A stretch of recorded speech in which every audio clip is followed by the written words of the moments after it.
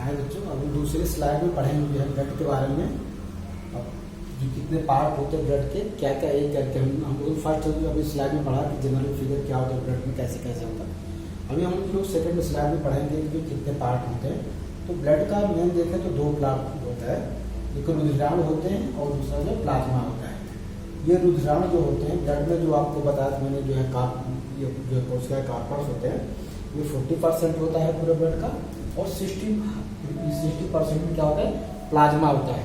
Plasma जो है blood का लिक्विड पार्ट होता है, जिसमें बहुत सारे प्रोटीन होते हैं, जिससे फाइब्रिनोजन, प्रोथाम्बिन और बहुत सारे जो न्यूट्रिएंट्स वैल्यू वाले मटेरियल होते हैं उसमें। ये आपका लिक्विड पार्ट हो गया, और अपना ये सेल्स वाला पार्ट हो गया।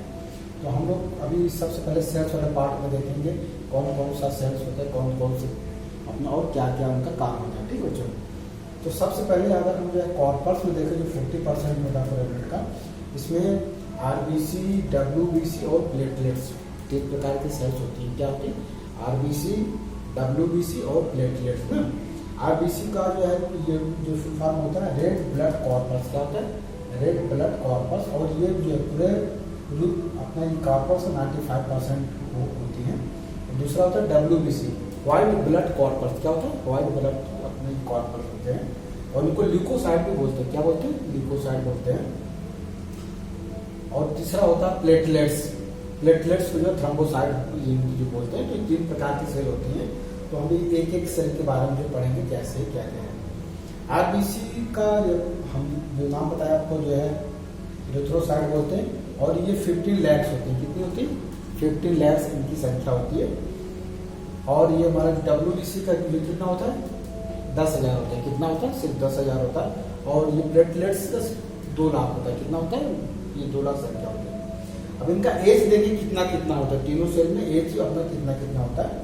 तो आरबीसी सिर्फ जो है 120 दिन ही जिंदा रहता है, फिर इसके बाद ये मर जाता है। ठीक है। और डब्ल्यूबीसी तो कितना, 4 दिन में ही मर जाता है। इसलिए इसका फॉर्मेशन भी बहुत तेजी से होता है, क्योंकि ये बहुत जल्दी, इसका एज का बहुत कम है, इसलिए इसका फॉर्मेशन भी बहुत जल्दी होता है। तो ये 4 डेज में ही मर जाता है। और ये प्लेटलेट्स को जो 7 डेज में, इसका सेल्फ लाइफ जो है ये 7 डेज का है। ठीक है। तो अभी एक एक जो हमारा आरबीसी होता है, ये राउंड जो शेप होता है, लेकिन फ्लैट होता है। कैसे होता है, राउंड, और ये अपना जो फ्लैट शेप में होता है। और इसमें लाइसोसोम नहीं पाए जाते। ये बहुत पूछता है कि आरबीसी में लाइसोसोम पाया जाता है कि नहीं पाया जाता। तो उसमें लाइसोसोम नहीं पाया जाता। चलो ठीक है, लाइसोसोम नहीं पाया जाता तो क्या होगा, लाइसोसोम नहीं पाया जाएगा तो लाइसोसोम का पहले तो कार्य जान लेते हैं।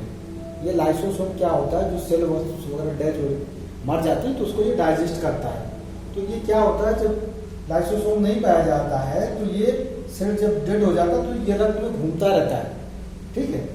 तो ये खुद अपना आत्मघाती थैली बोलते हैं। लाइसोसोम क्या होता है, आत्मघाती थैली, वो अपने आप को ही खा जाता है।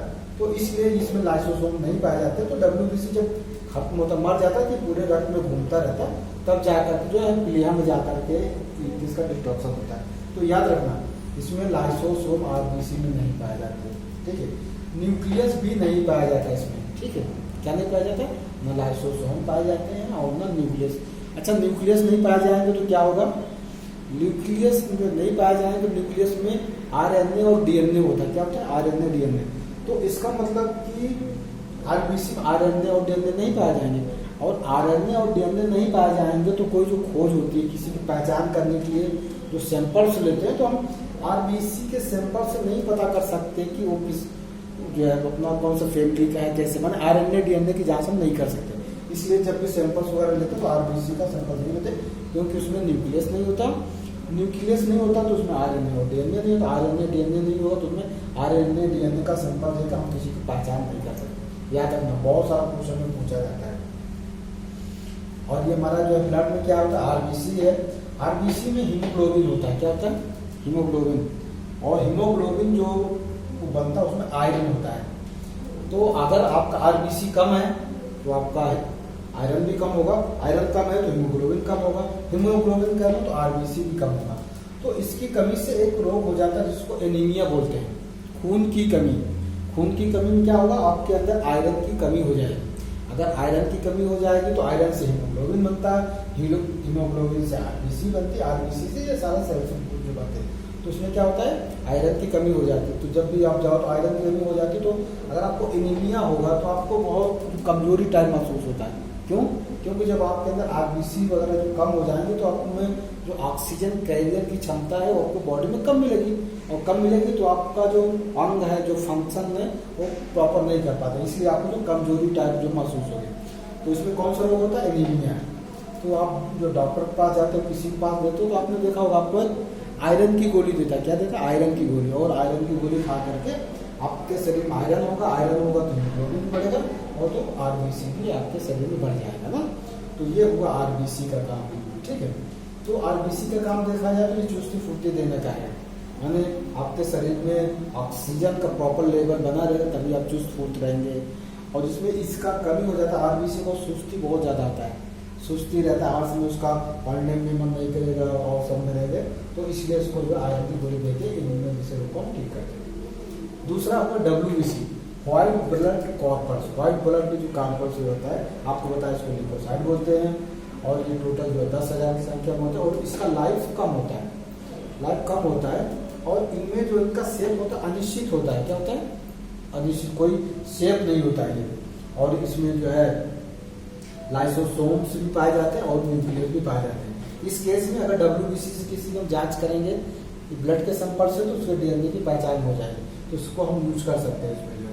बट आरबीसी में हम DNA RNA का टेस्टिंग नहीं कर सकते, ठीक है। और इसका मेन काम जो होता है ये रोगों से लड़ने का होता है। WBC का मेन काम होता है प्रतिरक्षा तंत्र में, मेन काम आपका WBC का ही होता है ना। तो WBC को आपको देखेंगे तो ये है तो बहुत सारे, लेकिन मेन पार्ट आपका एंटीबायोटिक, लिम्फोसाइट और मोनोसाइट। क्या? एंटीबायोटिक और लिम्फोसाइट और मोनोसाइट 3 पार्ट है। और तीनों पार्टों में मैं आपको बताता हूँ जो है कैसे ये प्रतिरक्षा तंत्र का काम करते हैं। मान लो आपके बॉडी में कोई जो है आपका बॉर्डर है, जैसे जो है कोई घुसपैठी आता है, जैसे हमारे जो बॉर्डर से घुसपैठी आते हैं, तो सबसे पहले एंटीबॉडी उनको देखता है बॉर्डर पे। इसका काम यही एंटीबॉडी का। कोई घुसपैठ हुआ, कोई फॉरेन पार्टिकल हमारे शरीर में आया, कुछ भी हमारे शरीर में कोई रोग आया, कोई पैथोजेंस आए, तो एंटीबॉडी का काम वो बॉर्डर पर खड़ा होता है, ये देख लिया कि भाई अभी हमारा फॉरेन पार्टिकल आ गए हैं। एंटीबॉडी उसको देखता है। और लिम्फोसाइट क्या करता है? ये एंटीबॉडी इसके पास चला जाता है, ये लिम्फोसाइट के पास। अरे भैया देखो हमारे शरीर में फॉरेन पार्टिकल आ गया है, और जैसे ही एंटीबॉडी लिम्फोसाइट के पास जाता है, लिम्फोसाइट एक्टिव हो जाता है। वो क्या होता है? एक्टिव हो जाता है, तुरंत बंदूक लेके भैया काट काट काट उसको वो वहां पे मार देता है। तो अपना एंटीबॉडी क्या होगा, उसको बॉर्डर पे देखा कि कौन सा फॉरेन पार्टिकल है, क्या है, उसको ये एक्टिवेट हुआ। एक्टिवेट होने के बाद लिम्फोसाइट के पास गया, लिम्फोसाइट बोला ये देखो भैया आ गया है एंटीबॉडी, जब ना आपको फॉरेन पार्टिकल आ गया है, ये रोग आ गया है, और इसको जाके बताता है। तो ये क्या करता है? ये तुरंत उसको मार देता है, और मारने से बाद अच्छा एक आप लोगों ने सुना होगा HIV में ये लिम्फोसाइट क्यों नहीं उसको मार देता है? ये क्वेश्चन बहुत सारा है कि अगर HIV भी अभी हमारा इलाज नहीं हो पाया आपको सबको, तो HIV भी अगर ये देख लिया है कि HIV का वायरस है, तो एंटीबॉडी उसको देख के बताता होगा, तो ये भी उसको मार देना चाहिए। लेकिन नहीं, क्योंकि HIV में लिम्फोसाइट खुद मर जाता है बेचारा, तो कैसे दूसरे को मारेगा? तो ये इसका काम हो गया, क्या हो गया? लिम्फोसाइट का जो भी हमारा वायरस आ रहा है, ये जो पैथोजेंस आए, जो भी बैक्टीरिया, उनको ये तुरंत देखा और इसको बताया ये मार दिया। और लिम्फोसाइट को जाकर के ये बोल दिया भैया कि चलो हमने मार दिया है, अभी हमारा काम खत्म हो गया, अब तुम जा करके उसको खा लो। तो लिम्फोसाइट जा करके उसको खा लेता है। और ये लिम्फोसाइट और जो क्वेश्चन पूछता है कि कौन सा सेल जो बड़ा होता है, तो ये लिम्फोसाइट आकार में सबसे बड़ा होता है, आकार इसका बड़ा होता है। तो ये आपको WBC का बताया, WBC कैसे प्रतिरक्षा तंत्र में काम करता है, इम्यूनिटी में कैसे काम करता है। कोई भी रोग है हमारे शरीर में पूछा है, तो सबसे पहले एंटीबॉडी एक्टिविटीज हो जाते हैं, वो जाकर के जो है किसकी सूचना लिम्फोसाइट को देते हैं, और लिम्फोसाइट जाकर के उसको मार देता है। फिर मोनोसाइट जो भी कब बचा उसको उस फॉरेन पार्टिकल को खा लेता है। अभी हम आगे ये प्लेटलेट्स में RBC पढ़े, WBC पढ़े, अभी हम लोग जो प्लेटलेट्स में आए। अभी जो प्लेटलेट्स में देखें तो इसका आकार उत्तल के आकार होता है। ये देखना, ये जो है ये भी पूछ लेता है, इसका शेप कैसे उत्तल आकार का होता है, और इसमें भी न्यूक्लियस नहीं पाया जाता। क्या नहीं पाया जाए? न्यूक्लियस नहीं पाया जाता। और प्लेटलेट्स का मेन काम है शक्ति प्रदान करना, आपके शरीर में चुस्ती फुर्ती शक्ति प्रदान करता। डेंगू जब होता है ना, तो ये प्लेटलेट्स कम हो जाते हैं, आपने देखा होगा डेंगू के मरीज में बहुत कमजोरी हो जाती है, वो बेचारे चल भी नहीं पाते, थोड़ा सा कैसे समझ क्या होता है। तो डेंगू में क्या होता है, ये प्लेटलेट्स जो है ये बहुत कम हो जाते हैं ना। तो जब अपना ये डेंगू में तो उसको बोलते हैं कि नहीं भाई आपके अंदर प्लेटलेट्स जो कम हो गया है, और आप फिर उसको बोलते जा करके दवा मेडिसिन लो। और ये प्लेटलेट बढ़ाने का 2-3 मैं आपको बताता हूँ। जैसे गिलोय है, गिलोय से खाने से बाबा रामदेव का आपके अपना जो प्रोडक्ट है, और ये पपीता भी खाने से ये भी प्लेटलेट। बकरी का दूध, ये बहुत इंपॉर्टेंट, बकरी का दूध, ये बकरी का दूध खाने से भी अपने जो प्लेटलेट से भी बढ़ जाते हैं। तो ये आपका तीनों था, मैंने आपको बढ़ाया देंगे ग्राम में।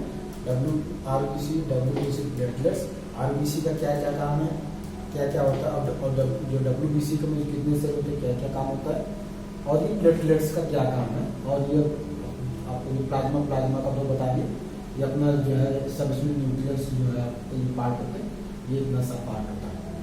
ठीक बच्चों, अब नेक्स्ट में हम आपको बढ़ाएंगे, नेक्स्ट का जब भी हम जो स्लाइड बनाएंगे तो आपको ब्लड का जो है क्लॉटिंग पढ़ाएंगे, और जो ब्लड फैक्टर है, ठीक है, आपका ब्लड जो क्लॉटिंग और आपका ब्लड ग्रुप पढ़ाएंगे। ओके, धन्यवाद, जय हिंद।